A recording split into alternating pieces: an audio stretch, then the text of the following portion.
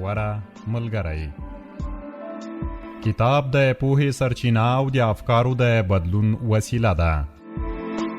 په ژوند کې هر راز بدلون په افکارو کې له بدلون څخه پیلېږي.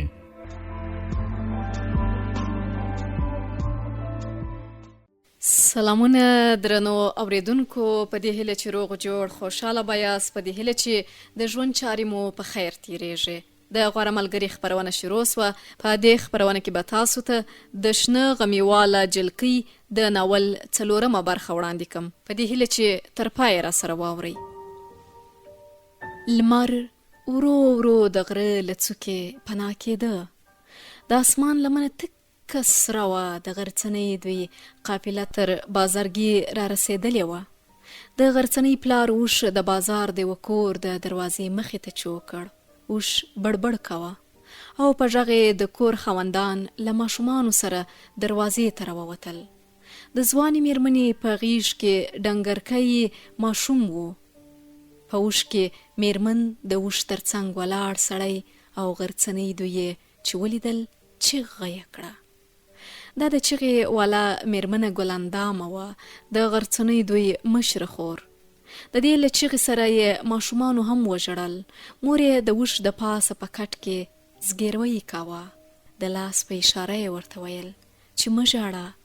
ګلاندامې د خپلې مور په ښکلولو پیل وکړ. بیا یې پلار او غرڅنۍ دوی ښکل کړل.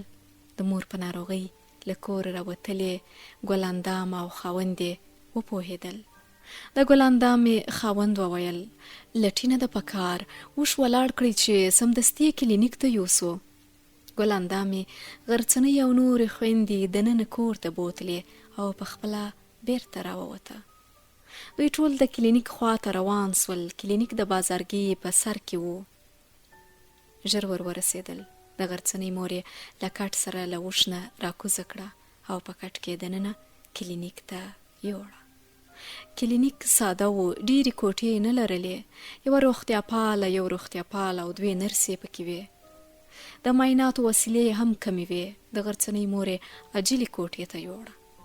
ښځینه روغتیا پالې چې وکتله ډیره خفه سوه.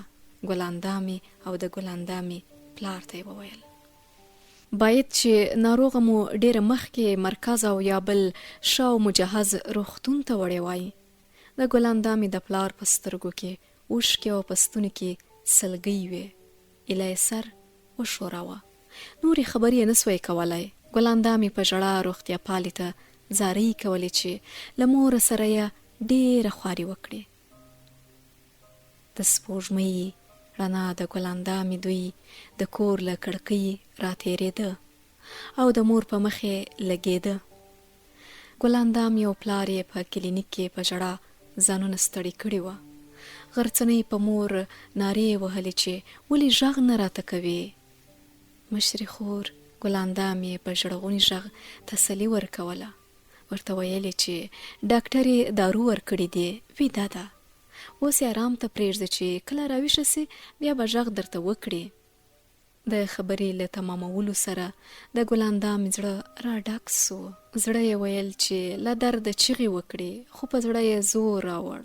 چیغې یې په ستوني کې ایسارې کړې. غرڅنۍ د ګلاندامې خبره نه منله. ویل چې زما مور به ان تر نیمو شپو ماته کیسې ویلې. هغه ماسخوتن مهال هیڅ نه ویده کېده، نو دا نن ولې داسې ژر ویده سوې ده. پلار یې د غرڅنۍ په سر لاس تیر کړ. ورته ویې ویل غرڅنو مې ډاکټر یې دارو ورکړي دي، بې هوشه ده. ښه پلار دې جار سي، ورسه په هغه بله کوټه کې ارامه ویده سه. غرڅنۍ ویل چې نه نه نه نه، زه بله کوټه کې نه ویده کېږم. زه مې د مور په څنګ کې څملم، ما ته بل ځای خوب نه راځي. د غرڅنۍ له دې خبرې سره ګلاندامې پلار او ماماګانې ټول په ژړا سول. ګلاندامې غرڅنۍ په غیږ کې ونیوله. زړه یې و چې له ځانه سره یې بلې کوټې ته بوځي. غرڅنۍ په ځمکه پورې پښې میخ کړې وې او د مور له څنګه نه پاڅېده.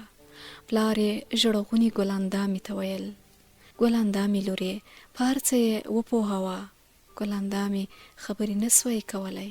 غرڅنۍ یې له زنې ونیوله چې بلې کوټې ته ورسره ولاړه سي. د کلي تر چنار لاندې د کلیوالو ماشومانو نجونو او هلکانو شور غلی و. نوراني ښوونکي پر تخته د نننۍ ورځې درس لیکلی و او ماشومانو د تختې له مخې په خپلو کتابچو کې ترې لیکه. د چنار طلایي پاڼې یوه یوه د شاګردانو پر سرونو راتویېدې. د ښوونکي څه خبره پر زړه ورګرځېده، خو ستونی یې راډک سو او خبره یې په ستوني کې پاته سوه. د چنار یو څو طلایي پاڼې د دریو شاګردانو پر غوړولو کتابونو او کتابچو راولوېدې. شاګردانو په داسې احتیاط پاڼې لرې کړې چې خرپا یې وانه اورېدلی سوه. استاد دا صحنه کتله. د شاګردانو دې درناوي او ادب د زړه قوت ورکړ او داسې خپلې خبرې پیل کړې. زه ستاسو ادب ته سلام کوم. تاسې د پاس چنار وګورئ. په پسرلي او اوړي کې په شنو پاڼو پټ و. اوس د مني موسم دی، پاڼې وچې او رنځورې دي، خو دا رنځورې پاڼې هم یو خپل رنګ او ښایست لري. کله چې ژمی سي دا به ټولې راتوی سي. ژوند هم داسې دی، بیل بیل موسمونه لري. مرګ هم یو موسم دی. د مرګ له موسم سره د یوه نوي ژوند یو بل نوی موسم پیل کیږي. ژوند د الله تعالی امانت دی، باید چې دا امانت ښه وساتو. نن موږ او تاسو د غرڅنۍ په غم کې غمجن یو، خو تر موږ به غرڅنۍ او د هغې کورنۍ ډېره غمجنه وي. تاسې ګورئ چې دا څو ورځې غرڅنۍ ټولګي ته نه ده راغلې. هغه ماشومه ده او د مور غم یې زړه مات کړی دی. ګورئ ماشومانو، الله تعالی په ماتو زړونو کې ډیر ځای لري. موږ او تاسو ته باید چې د غرڅنۍ د زړه ساتنه وکړو. ما تاسو ته بار بار ویلي چې د خدای دوستان او ښه انسانان د نورو انسانانو سره غم او شادي شریکوي. داسې چې په بنیادمانو کې له دوستانو سره وه، په غم کې به هم ورسره اوسو. د الله په هر څه کې لوی حکمتونه وي. ډیر ملتونه او وطنونه په جنګونو کې تباه سي، خو بیا چې په اخلاص او ټینګه اراده ملاوي وتړي، الله تعالی یې داسې ښکلی او کامیاب ژوند په نصیب کې چې دوی په خوب کې هم نه وي لیدلی. د غرڅنۍ په زړه کې به الله لوی قوت واچوي. کیدای سي داسې درجې ته ورسیږي چې په زرګونو او لکونو میندو او ماشومانو ته به یې خیر ورسیږي. د ماشومانو پر مخونو ارامې ارامې اوښکې را روانې وې. دوی شور او زوږ نه کاوه او د نوراني ښوونکي خبرې یې یوه یوه په زړونو کې کېنستله. ښوونکي غاړه تازه کړه، ویې ویل: ښه ګرانو او خوږو شاګردانو، تاسو پر دې فکر وکړئ چې موږ او تاسې په ګډه غرڅنۍ ته څنګه تسلي ورکوو چې بیرته له سره مکتب او درس پیل کړي. ما ته یې پلار وویل چې د غرڅنۍ زړه سخت مات دی او وایي چې مور مې لاړه، له ما نه ټول زده سبقونه هیر سول. سهار لمانځه مهال د ځنګل بلبلې چغېدې. د غرڅنۍ پلار سلام وګرځاوه او په دعاو سر سو. غرڅنۍ هم د مور تر مرګ وروسته تازه لمونځ نیولی و. هغې هم له خپل پلار سره دعاګانې غبرګې کړې او دواړو په دعاو کې محرومه مینه یادوله. مینه د غرڅنۍ د مور نوم و. اول ځل و چې غرڅنۍ د خپلې مور نوم د خپل پلار له خولې اورېده. د مینې په ژوند به یې مینه د غرڅنۍ مور بلله. مینې به هم خپل خاوند د غرڅنۍ پلار بللو.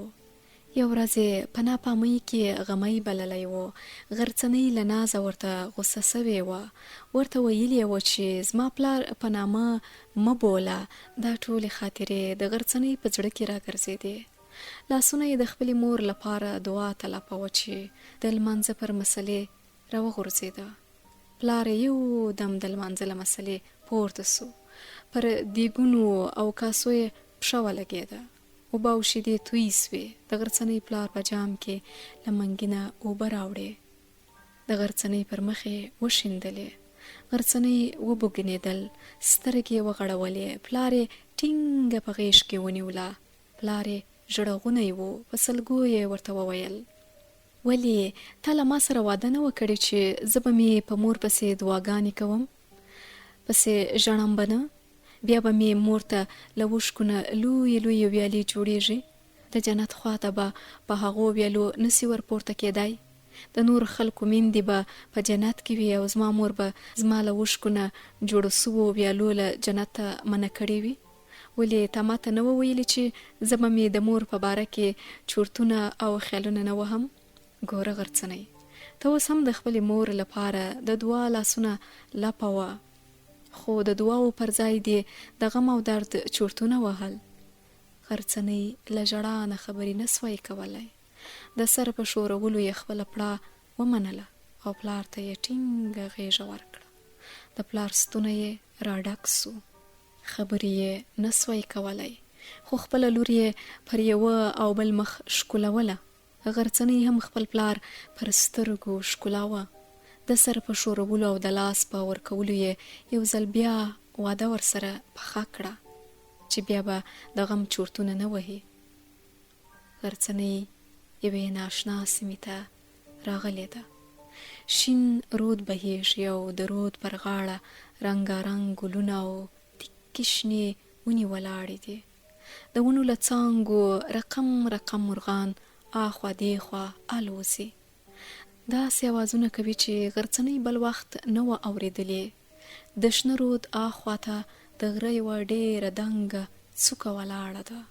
د غره د دنګې څوکې پر سر یو لوی زرین مرغه وزرې خوري دي او ترې لاندې له رنګارنګ غمیونه سره زیړه او زرغونه جلا پورته کیږي. غرڅنۍ له ځانه سره وایي ششه ومې پیژندله، دا خو هماغه دنګه څوکه ده چې د ځنګل غرڅنۍ سره له دوو ځوانو غرڅنو سره ورختلې وه. د دې څوکې یو غمیو کیسه خو به مې ماته مور کوله. د دې څوکې یو غمی هم راکړی دی. ته صبر چې په دې ځنګل کې لږ وګرځم. غرڅنۍ د ګلونو داسې بوټي ولیدل چې سر نه تر پښو په ګلونو کې پټ وه. ګلونه یې داسې ایسېدل لکه په تکو شنو اوبو کې د سپوږمۍ د پلوشو تصویر. غرڅنۍ یوه لوحه ولیده او د لوحې لیکلې له ځان سره وویل دا د سوما ګلونه دي. له ځانه سره یې وویل دا خو زه پیژنم، دا مې هم مور په کیسه کې راته ښودلې وه. د سوما د ګلونو ترڅنګ یو رقم نور بوټي و چې پاڼې یې لکه د نجونو اوبدل سوي کوڅې داسې وې. د دې بوټو مخې ته په لوحه کې کیمیا بوټي لیکل سوي وه. غرڅنۍ د خوشحالۍ چیغې کړې دا سوما او کیمیا بوټي خو دواړه راښکوم، زولۍ به ترې ډکوم، دا خو د ډیرو مرضونو لپاره شوي. غرڅنۍ موسکه موسکه د سوما یوه ګل ته ورنږدې سوه. د وړو بنګړیو ډک لاس یې د ګل څانګې ته ور وغورځاوه. ګلې چې د ګل څانګه راونیوله نو د سوما له بوټي یوه بل څانګه لکه د ژوندي لاس غوندې راوغځېده او د غرڅنۍ لاس یې ټینګ ونیوه. له نویو سره یې د بنګړو شرنګ او بیا د ماتېدو غږ هم پورته سو. غرڅنۍ ژړغونې سوه. پرې مې د لاس مې بنګړي دې رانه مات کړل، دا مې مور راته اخیستې وه. له هاخوا نه یو ماشوم د سوما پر ګل داسې چیغه وکړه ای وا دا د سوما بدلنګه ګله، زما د خول لاسونه پرېږده، خوږ به یې کې تنکي دي. د سوما د ګل څانګې د غرڅنۍ لاسونه خوشي کړل. کله چې غرڅنۍ شاته د ماشوم لیدو ته مخ راواړوه د اوږدو ګوتو والا دوو پستو لاسونو یې سترګې پټې کړې.